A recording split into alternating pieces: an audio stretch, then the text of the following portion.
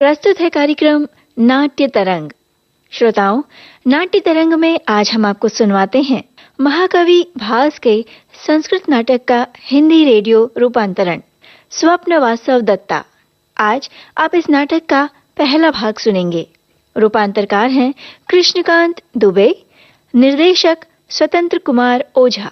जैसा मेघदूत में वर्णित है, मालवांचल के ग्राम वृद्ध वत्सराज उदयन और अवंतिराज कन्या वासव दत्ता की प्रणय गाथा के ज्ञाता थे। इसी प्रणय गाथा को महाकवि भास ने अपने 2 नाटकों प्रतिज्ञा यौगंधरायण और स्वप्न वासव दत्ता में गूंथा है। प्रतिज्ञा यौगंधरायण में वत्सराज उदयन का अवंती सीमा पर बंदी होना, अवंतिराज महलों में रहकर उदयन का वासव दत्ता को वीणा की दीक्षा, उनका प्रणय और महाअमात्य यौगंधरायण के प्रयत्नों से उदयन की मुक्ति और उदयन द्वारा वासव दत्ता का हरण कर कौशाम्बी ले जाना वर्णित है। स्वप्न वासव दत्ता उसके बाद की घटनाओं पर आधारित है। भास की विख्यात नाट्य कृति है स्वप्न वासव दत्ता।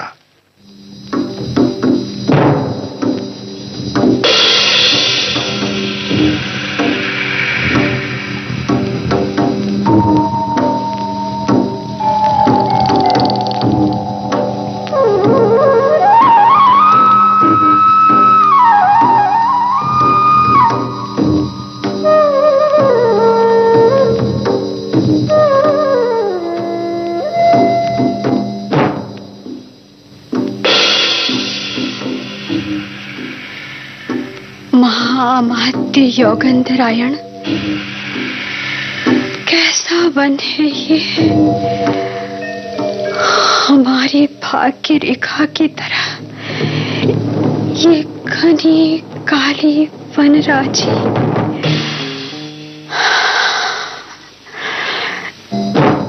चलते चलते थक गई हूं मैं। ये दिन भी देखना थे हमें।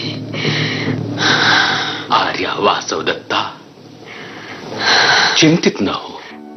आर्य, कैसा है ये नियति का क्रूर चक्र, सोचकर कांप उठती हूँ। इधर आर्यपुत्र का शत्रुओं द्वारा पराभव, कौशाम्बी के राजमहलों को त्याग, लावानक ग्राम में राज परिवार का निवास, और इधर महाराजा उदयन का आखेट के लिए वनगमन। उधर लावानक ग्राम में भयानक अग्नि प्रकोप। नहीं नहीं नहीं महामात्य, उसे याद न दिलाएं। सिहर जाती हूँ उसे याद कर। आपने ही मुझे उन अग्नि ज्वालाओं के बीच से बचाया। आप न होते तो क्या होता मेरा।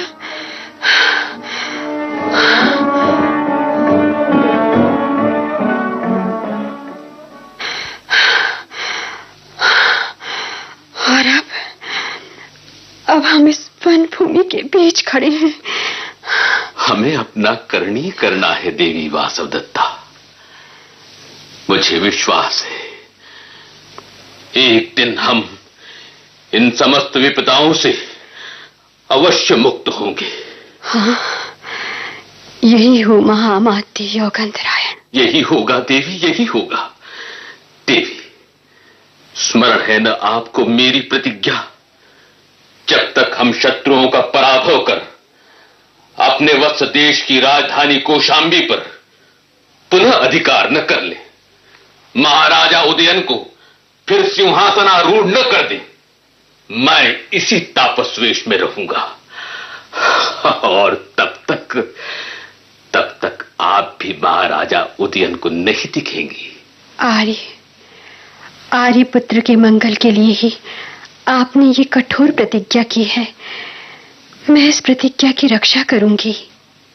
तो देवी, अब से मैं महाअमात्य यौगंधरायण नहीं बल्कि एक परिव्राजक हूं, और आप वत्सराज उदयन की महारानी नहीं बल्कि मेरी प्रिय भगिनी अवंतिका है। हाँ, मैं इसे याद रखूंगी। देवी, वहां सामने देखिए, जहां मृग निर्भय विचर रहे हैं। चारों दिशाओं से यज्ञ धूम उठ रहा है। जहां व्यवस्थित अरण्यावली है, मुझे लगता है वहां तपोवन है। क्यों न हम वहां चलें? हाँ आर्य, यही उचित होगा। चलिए। मार्ग छोड़ दें, मार्ग छोड़ दें, आगे हट जाएं, मार्ग छोड़ दें। आश्चर्य, यहां भी लोगों को हटाया जा रहा है। पूजनीय और वलकलधारी आश्रम वासियों में ये लोग क्यों भय उत्पन्न कर रहे हैं? ये अभिमानी इस तपोवन के साथ गांव का सा व्यवहार क्यों कर रहे हैं? मार्ग छोड़ें। ए आर्या, हट जाएं, मार्ग छोड़ दें। आर्य यागंधराय, ये कौन है जो आश्रम वासियों को यूं हटा ए आर्या, मार्ग छोड़ दें। देखिए ना, यहाँ तो मुझे भी हटाया जा रहा है। आर्य, अब तो ये थकावट मुझे इतना दुखित नहीं कर रही जितना कि ये अपमान। धैर्य धरे देवी, अपने पति वत्सराज उदयन के विजयी होने पर आप फिर प्रतिष्ठित होंगी। काल चक्र के घूमते अरों की भांति इस जगत का भाग्य भी घूमता है। मार्ग छोड़ दें आर्य, हट जाएं, मार्ग छोड़ दें। संभाषण, लोगों को इस तरह ना हटाओ। आश्रम वासियों के प्रति कठोर व्यवहार उचित नहीं। ये मुनिजन नगर के अपमान से बचने के लिए इस वन में निवास करते हैं। जो आज्ञा आर्य कंचुकी, ऐसा ही होगा। ये कंचुकी ज्ञानवान है। देवी वासवदत्ता, आइए इसके पास चले। आर्य कंचुकी जी, आप रनिवास की प्रतिष्ठा के ज्ञाता हैं, ज्ञानवान हैं। हमें बताएं, लोगों को यहाँ राज से क्यों हटाया जा रहा है? तपस्वी, हमारे मगध राज महाराजा दर्शक की बहन राजकुमारी पद्मावती महाराजा की माता महादेवी से मिलने यहाँ आश्रम में आई है। अच्छा, तो ये ही वो मगध राज कन्या पद्मावती है जिनके लिए पुष्पक भद्र आदि भविष्य दृष्टाओं ने घोषणा की है कि ये हमारे स्वामी वत्सराज उदयन की द्वितीय रानी होगी। अपने स्वामी की भावी वधू को देखकर मेरे मन में ममत्व सा जागृत हो रहा है।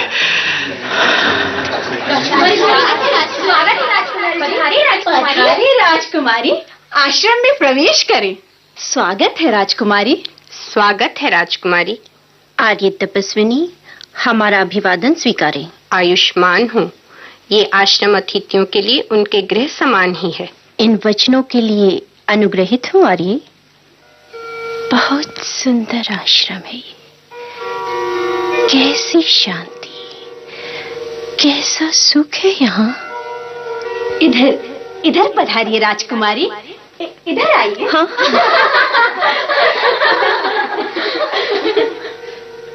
कितनी सुंदर है राजकुमारी पद्मावती। मगधराज की सुंदर भगिनी के लिए किसी राजकुल ने विवाह प्रस्ताव तो किया ही होगा। उज्जैनी अधिपति महाराजा प्रद्योत महासेन ने अपने राजकुमार की ओर से दूध भेजा है। उज्जैनी से मेरे पिता अवंती नरेश ने दूध भेजा है। ओह, कितना अच्छा। तब तो पद्मावती मेरी आत्मिया हुई।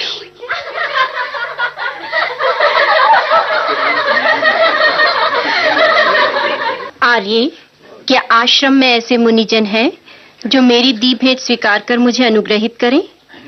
आर्य कंचुकी, राजकुमारी की जो इच्छा। आश्रम के तापसजन सुने।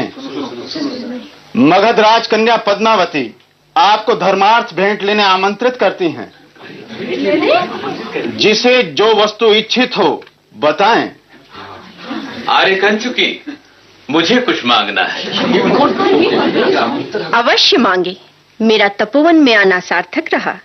इस आश्रम के तपस्वी हर तरह संतुष्ट हैं। ये मांगने वाला निश्चय ही कोई आगंतुक है। बताएं, बताएं तपस्वी, आपकी इच्छा बताएं। राजकुमारी, ये मेरी बहन अवंतिका है। इनके पति विदेश में है। मेरी इच्छा है कुछ समय इन्हें आप अपने साथ रखें, आप इनका परिपालन करें।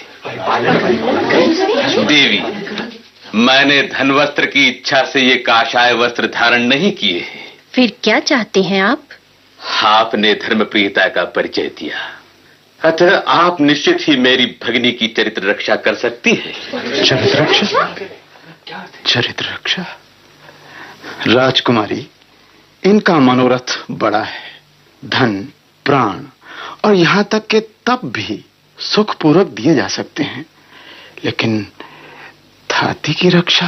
आर्यकंचु की घोषणा के बाद पुनः विचार उचित नहीं। अब ये जो कुछ कहें वही संपन्न हो। जो आ गया राजकुमारी जी। अनुग्रहित हुआ मगध राजकुमारी पद्मावती। जाओ अवंतिके, देवी के समीप जाओ। आह, कैसा सुंदर मुख है इसका। चेटी, अवंतिका को देख ही लगता है जैसे ये कोई राजकन्या हो। आर्य, लगता मुझे भी यही है। इन्होंने निश्चित अच्छे दिन देखे हैं। आओ अवंतिके, हमारे साथ चलो। एक भार उतरा। जैसा साथी मंत्रियों के साथ निश्चित किया था, ये वैसा ही संपन्न हुआ। जब मेरे स्वामी वत्सराज उदयन कौशाम्बी को जीतकर सिंहासनारूढ़ हो गए, तब उन्हें देवी वासुदत्ता को वापस लौटा दूंगा। उस समय यही मगध राजकुमारी मेरा साक्ष्य करेंगे, और ऐसी भविष्यवाणी भी है। समुचित रीति से कहे ऋषि वचनों को भाग्य भी मिथ्या नहीं करता।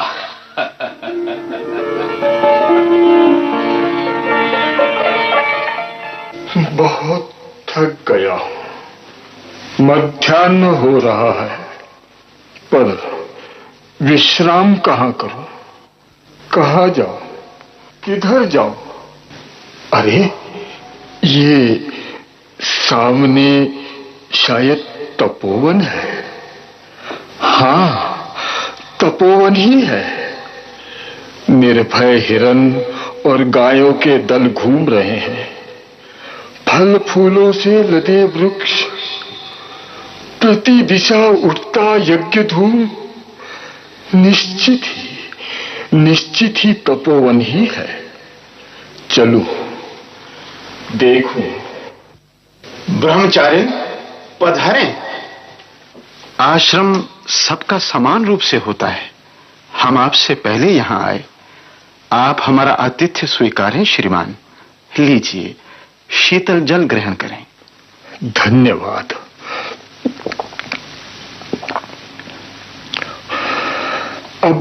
अब थकान दूर हुई।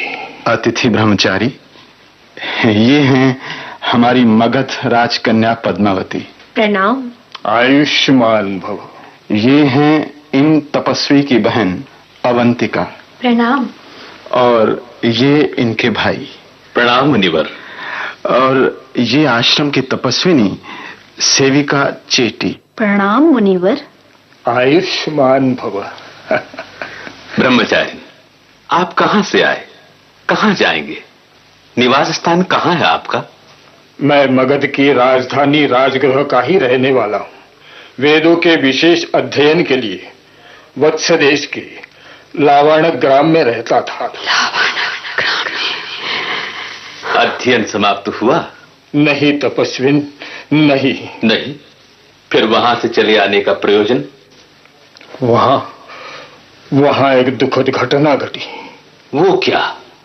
वही लावाणक ग्राम में उदयन नाम के राजा रहते थे। स्वामी। अवंतिराज प्रद्युत महासेन की कन्या उनकी परम प्रिय पत्नी थी। मेरे स्वामी। जब राजा अन्यत्र आखेट खेलने गए, तब गांव में आग लगी।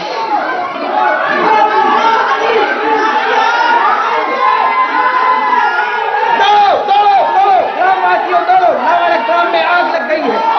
महारानी वासुदेवता की आग में जल रही है। आग में कूद गए हैं।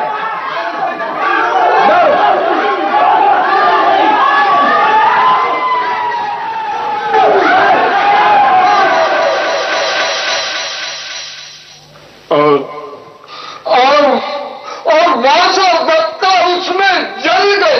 वासुदेवता जल गई? और इसके बाद रानी की रक्षा का प्रयत्न करते अमात्य योगंधरायण भी उसी अग्नि में गिर पड़े। क्या? अमात्य भी गिर पड़े?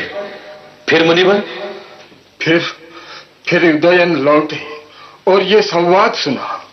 प्रिय वियोग से दुखी हो वे उसी अग्नि में प्राण त्यागने को उद्यत हुए। मंत्रियों ने बड़े प्रयत्नों से उन्हें रोका। जानती हूँ अपने प्रति आर्यपुत्र का असीम प्रेम, जानती हूँ उसी के बल आज जीवित हूँ।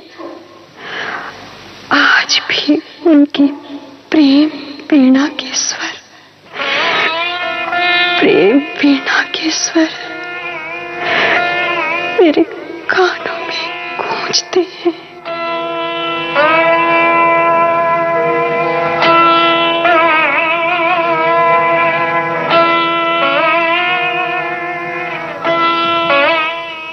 फिर महाराज उदयन रानी वासवदत्ता के जलने से शेष रहे आभूषणों को हृदय से लगा मूर्छित हो गए। राजकुमारी पद्मावती, आर्या अवंतिका विलाप कर रही हैं। क्या बात है अवंतिके? नारो अवंतिके। राजकुमारी, मेरी ये भगिनी स्वभाव से भावुक है। हाँ ब्रह्मचारिण, फिर क्या हुआ? फिर धीरे धीरे राजा को चैतन्य लाभ हुआ। प्रसन्नता है, वत्सराज जीवित है। उनका मूर्छित होना सुन मेरा तो हृदय शून्य हो गया था। लेकिन चेतना आने पर महाराज उदयन सहसा उठे और हाँ वासवदत्ता, हाँ अवंती राजपुत्र, हाँ प्रिय, हाँ शिष्य वासवदत्ता, हाँ वासवदत्ता, वासवदत्ता।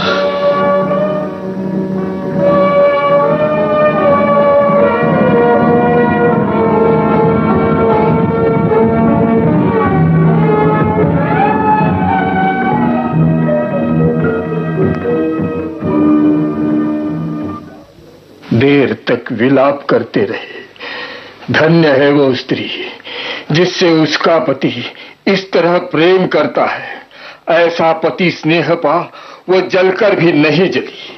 ब्रह्मचारी, उन मंत्रियों में से किसी ने भी वत्सराज को प्रकृतिस्थ करने का यत्न नहीं किया? किया तपस्वी, किया।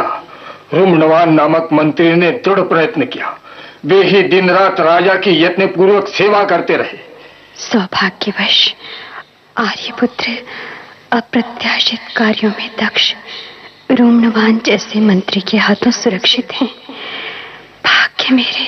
अच्छा ब्रह्मचारी, क्या राजा पूरी तरह स्वस्थ हैं? इस समय तो नहीं जानता तपस्वी, लेकिन यहाँ मैं वासवदत्ता के साथ फंसा। यहाँ मैं वासवदत्ता के साथ फंसा, यहाँ उससे बातें की, यहाँ रात व्यतीत की, यहाँ कोप किया। हाँ वासवदत्ता, हाँ प्रिय, हाँ शिष्य, तुम मुझे छोड़ क्यों चली गई? क्यों चली गई? इस तरह विलाप करते राजा को मंत्रीगण बड़े यत्न से संभाल पाए और बाहर ले जा सके। फिर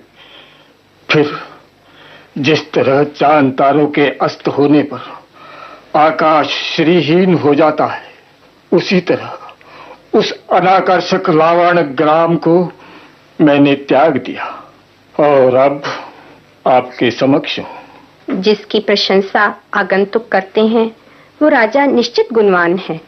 क्या महाराज उदयन अब किसी अन्य स्त्री को स्वीकार सकेंगे? अन्य स्त्री को स्वीकार सकेंगे? अन्य स्त्री को? हाँ, चीटी की तरह मेरा मन भी यही प्रश्न करता है। अब सभी लोगों से मैं आज्ञा लूं। आश्रम में आके मुझे बहुत अच्छा लगा। आप सबको मेरा आशीष। प्रणाम मुनिवर। अच्छा ब्रह्मचारी, प्रणाम। अब मैं भी देवी पद्मावती से जाने की अनुमति चाहूंगा। आर्य, आपके बिना आपकी ये भगिनी दुखी तो नहीं होंगी? नहीं राजकुमारी, साधु जनों के हाथों ये दुखी नहीं होगी। अच्छा, मुझे आज्ञा दे, मैं जा रहा हूं अवंतिके। राजकुमारी, आश्रम प्रवेश का समय हो गया। इधर इधर पधारे राजकुमारी। शांत बेला हो रही है, पंछी बसेरा ले रहे हैं, मुनिजन जल तर्पण कर रहे हैं, सूर्य अस्ताचलगामी हो रहा है। सब लोग आश्रम प्रवेश करें। चलो कंचुकी, चेटी चलो।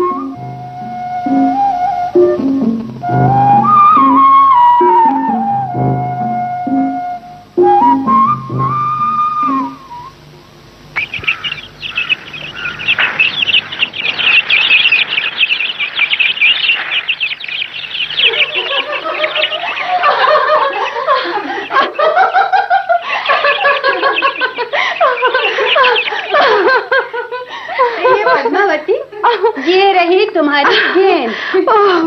अवंतिके, अब बस करो, अब नहीं खेल सकूंगी। खेले राजकुमारी, कुमारी का जीवन के रमणीय क्षणों का सदुपयोग करे। सुना क्या कह रही है बेटी? सुन रही हूँ अवंतिके, पर बताओ हमारे यहाँ की राजगृह के राजमहल में कैसा लग रहा है तुम्हें? ये राजगृह के महल भी सुंदर हैं और इस उद्यान की सुंदरता तो बस। क्या देख रही हो इस तरह मेरी ओर पलक? आज आप विशेष सुंदर लग रही हैं राजकुमारी। रहने दो, तुम उपहास कर रही हो मेरा। अच्छा अच्छा, महासेन की भावी पुत्र वधू, मैं चुप होती हूँ। ये महासेन कौन है? नहीं जानती? उज्जैनी के राजा प्रद्योत। असीम सेना होने के कारण उनका नाम ही महासेन हो गया। लेकिन हमारी राजकुमारी उज्जैनी का ये संबंध नहीं चाहती। तब किसके साथ चाहती हैं आर्य चेटी? ये चाहती हैं वत्सराज उदयन को। वत्सराज? कुमारी पद्मावती उनके गुणों पर मुक्त है। मेरे स्वामी, ये आर्य पुत्र की पति रूप में कामना करती है। नहीं नहीं। क्या हो देवी? हाँ, कुछ नहीं। मैं कह रही थी वत्सराज के साथ ही क्यों? वत्सराज उदयन अत्यंत कोमल हृदय हैं। जानती हूँ, मैं भी कभी उनके इस गुण पर इसी तरह आसक्त हो गई थी। उनका रूप, गुण। अच्छा राजकुमारी पद्मावती, यदि वत्सराज उदयन कुरूप हुए तो? नहीं, वे अत्यंत सुंदर हैं, दर्शनीय हैं। अवंतिके, तुम उन्हें कैसे जानती हो? मैं नहीं, ऐसा ही उज्जैनी के लोग कहते हैं। ओह, वे अपनी ससुराल उज्जैनी के लिए तो अपरिचित नहीं। कुमारी पद्मावती की जय हो। कुमारी, आपकी मंगनी हो गई। मंगनी हो गई? बधाई हो राजकुमारी। आओ धात्री माँ, किसके साथ मंगनी हो गई राजकुमारी की? वत्सराज उदयन के साथ। क्या? वत्सराज के साथ? कहाँ? कैसे? वे कुशल पूर्वक तो हैं? हाँ, वे कुशल पूर्वक है अवंतिके। वे यहाँ राजगृह आए हैं और राजकुमारी पद्मावती को उन्होंने स्वीकार किया है। क्या स्वयं उन्होंने ये विवाह प्रस्ताव किया? नहीं, वे अन्य प्रयोजन से यहाँ आए थे। हमारे महाराज मगध नरेश ने उनकी आभिजात्य, ज्ञान, वय और रूप को देख यह प्रस्ताव किया है। ऐसा ही है ना? तो आर्यपुत्र इसमें सर्वथा निर्दोष है। हाँ, मेरा मन भी यही कहता है। ओ राजकुमारी, बधाई हो, बहुत बहुत बधाई हो।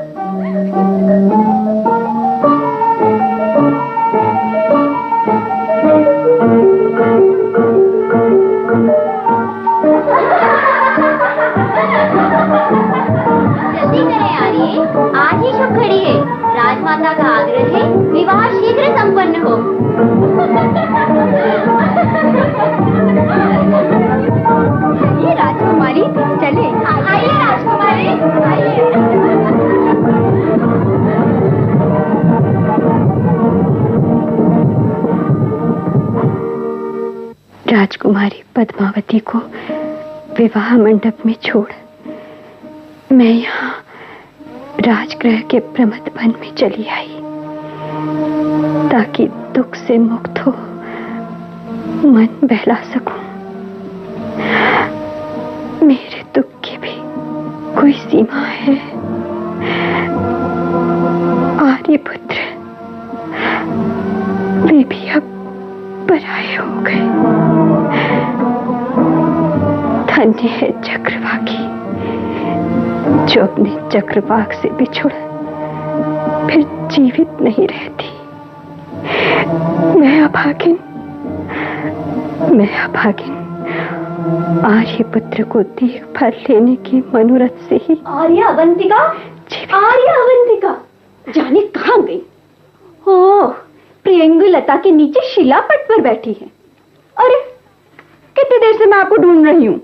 किस लिए चेटी? राजमाता का कहना है आप महाकुल से उत्पन्न हैं, स्नेहशील और चतुर हैं, इसलिए आप ही राजकुमारी पद्मावती के लिए विवाह माला गूंथे। ये लीजिए फूलों की टोकनी।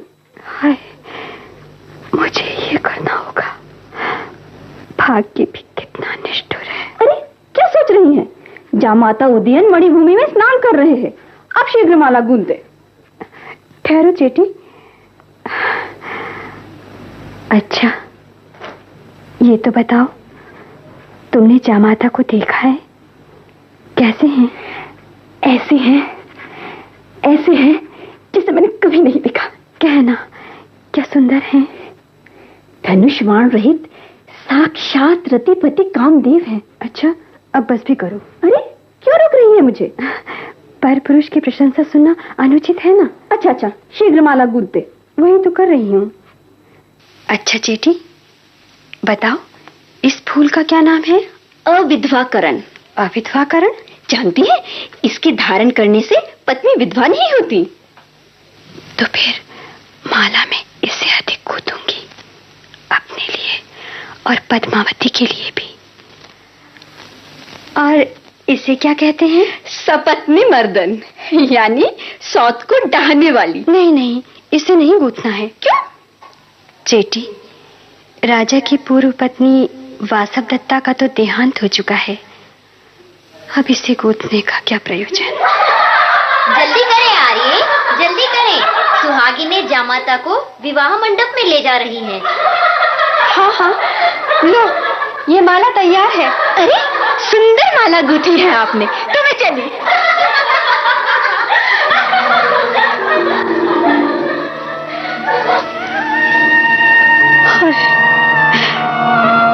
ये भी कैसा दुर्भाग्य। आर्यपुत्र भी अब मेरे पैर पराये हो गए।